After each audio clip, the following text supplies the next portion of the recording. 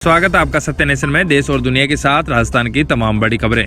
राजस्थान में कोरोना के 3579 मामले, उदयपुर में सबसे ज्यादा 59 नए पॉजिटिव केस सामने आए। जयपुर में 34, चित्तौड़गढ़ में 10 संक्रमित, 3 की मौत।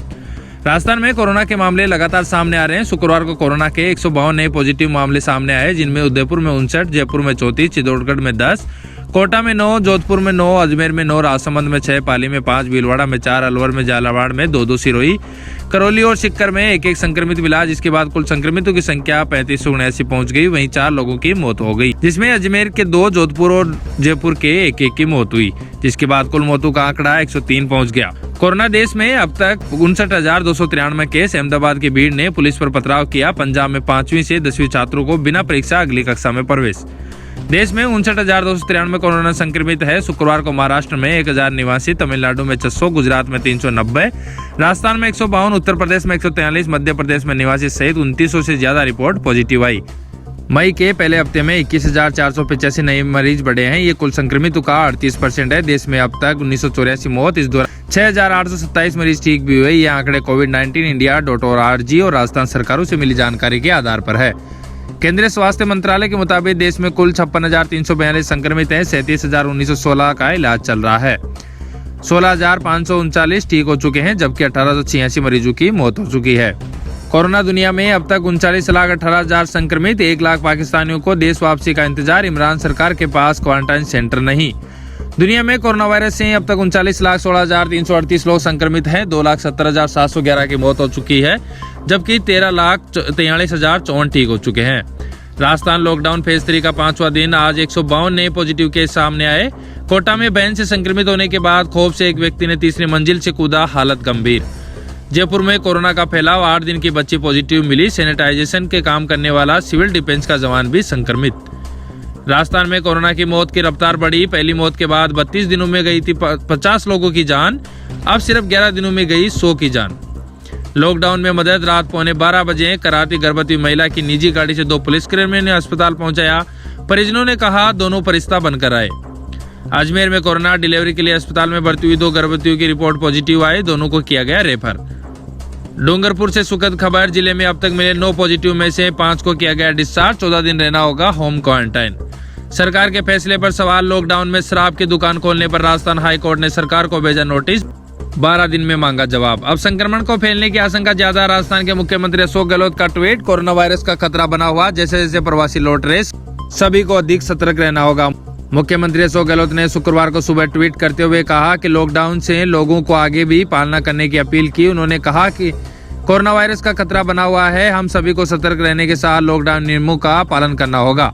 जैसे जैसे प्रवासी लौट रहे हैं सभी को अधिक सतर्क रहना होगा। आने वाले लोगों को अनिवार्य रूप से 14 दिन तक क्वारंटाइन भी रहना होगा।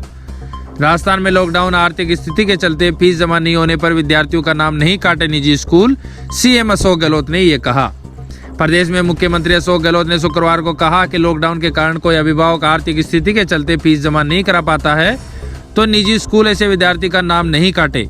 यदि कोई ऐसा स्कूल करता है तो राज्य सरकार उनकी मान्यता निरस्त कर सकती है। उन्होंने कहा कि शिक्षा विभाग इस बात का भी परीक्षण कराए कि निजी स्कूल विद्यार्थियों को फीस एवं अन्य शुल्कों में किस प्रकार राहत दे सकते हैं, उन विद्यालयों का संचालन भी प्रभावित न हो।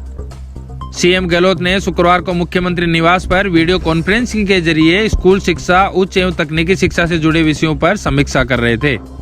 और उधर हनुमान बेनीवाल ने कहा कि प्रदेश के गहलोत सरकार की दोगलापंथी को हजारों प्रवासी प्रदेशवासी राजस्थान के अन्य राज्यों में लग रही विभिन्न जिलों की सीमाओं तथा अन्य प्रांतों की सीमाओं पर भुगत रहे हैं। सरकार ने कल तक संबंधित जिला कलेक्टर को अधिकार देकर प्रवासी प्रदेशवासियों को उनके गृह जिले में आने की अनुमति के पास जारी करने को कहा था और कल दोपहर बाद आदेश निकालकर संबंधित कलेक्टर से अधिकार छीन लिए गए।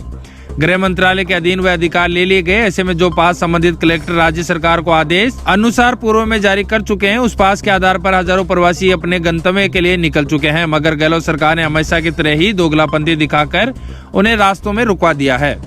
सोशल मीडिया के इस मंच के माध्यम से अशोक गहलोत जी से अनुरोध करूंगा कि थोड़ी सी नैतिकता दिखाए और हजारों प्रवासी जो आपकी सरकार के द्वारा जारी किए गए पास के आधार पर अपने गंतव्य से निकल चुके हैं और जिन्हें आपके आदेश के बाद ही राजस्थान सहित अन्य राज्यों की सीमाओं पर रोका गया है, उनमें बिलखते बच्चों और गर्भवती महिलाओं की पीड़ा को समझते हुए राजस्थान आने की आवश्यक अनुमति दे। साथ ही सभी पड़ोसी राज्यों की सरकारों से तत्काल उक्त संबंध में वार्ता करे। और कहा कि टिड्डी दल का नागौर जिले के खींवसर क्षेत्र में अल सुबह आगमन दुखद खबर है। टिड्डी नियंत्रण को लेकर केंद्रीय कृषि राज्य मंत्री श्री कैलाश चौधरी और नागौर जिला कलेक्टर जिम्मेदारों से दूरभाष पर टिड्डी नियंत्रण को लेकर आवश्यक चर्चा की। प्रदेश सरकार को भी तत्काल समुचित निर्देश देकर टिड्डी नियंत्रण के लिए प्रभावी कदम उठाने की जरूरत है। और गजेंद्र सिंह शेखावत ने कहा कि किसानों को कर्जमाफी के झूठे वादे देकर सत्ता में आई राजस्थान की कांग्रेस सरकार इस आपदा में भी किसानों का ही गला काटने पर उतारू है। एक आदेश जारी कर केंद्रीय मंडियों पर प्रति सैकड़ा 2 रुपए के हिसाब से कृषक कल्याण फीस वसूलने का तुगलकी फरमान जारी किया गया। यानी किसान अगर 50,000 रुपए की फसल मंडी में बेचता है तो 1,000 रुपए का कर सरकार को हर बिक्री पर देना पड़ेगा। ये किसान भाइयों के साथ अन्याय है। इसके पे दोहरी मार पड़ेगी। इस टैक्स को किसान पर, व्यापारी एवं अंत उपभोक्ता सभी पर भार पड़ेगा।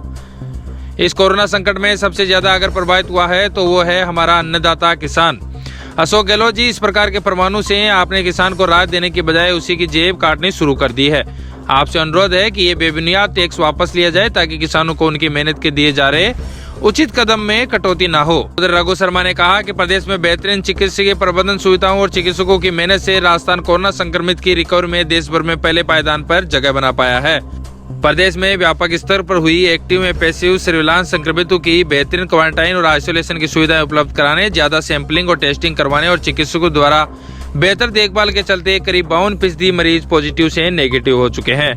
सरकार की सतर्कता के साथ ही स्वयं मरीजों ने भी सकारात्मक रुख रखते हुए इलाज करवाया और चिकित्सकों का भरपूर सहयोग दिया।